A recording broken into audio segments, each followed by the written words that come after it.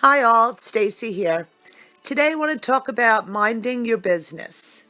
Now, minding your business means it's really none of your business what other people think about you or what they do.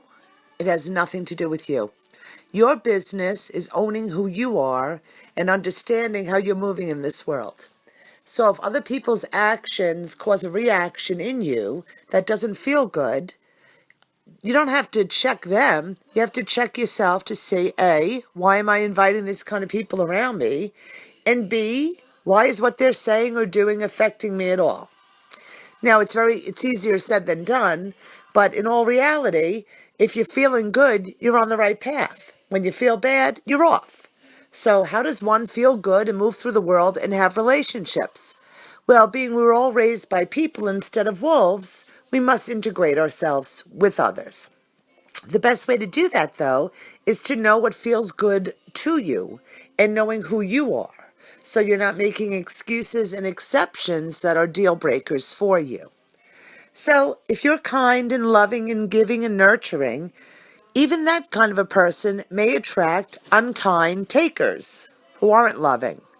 But you wouldn't know that because you're kind, so you wouldn't understand what an unkindness is until eventually Spirit shows you right in your face, wow, that's how they are. So you don't get pissed off at yourself. Oh, I thought they were this and that.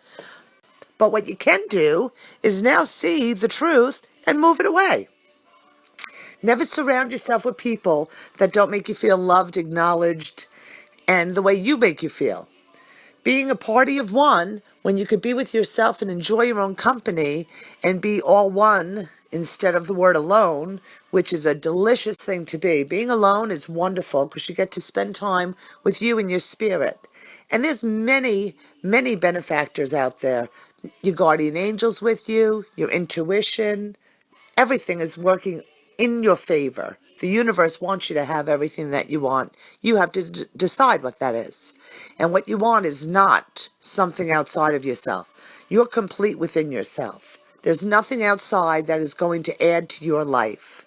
It may appear that way. Oh, that new car, that new boyfriend, those new shoes, that new house, all that new gets old. So what you want to know for sure is that your being is your sustenance. And from that space is where you move. Nobody owes you anything, and then everyone is free to be them.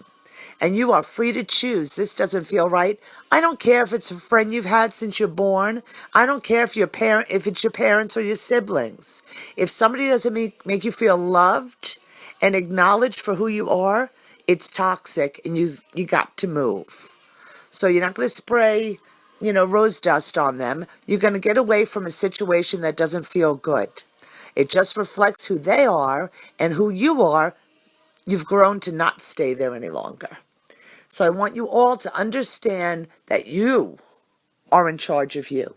The only thing that is yours is yourself and your soul, which belongs to God if you really want to go there. So we own nothing.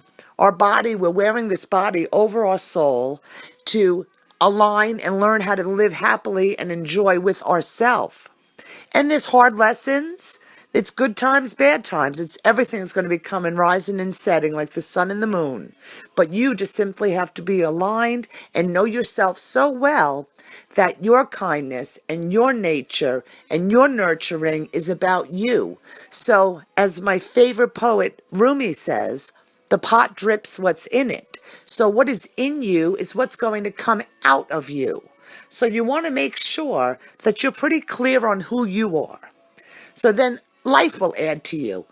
If you have a giving disorder, which includes giving till it hurts, then you better sit down. You give till it helps. And if you're giving to be loved and liked and all that BS, it's not going to be received very well. And it's not going to feel good.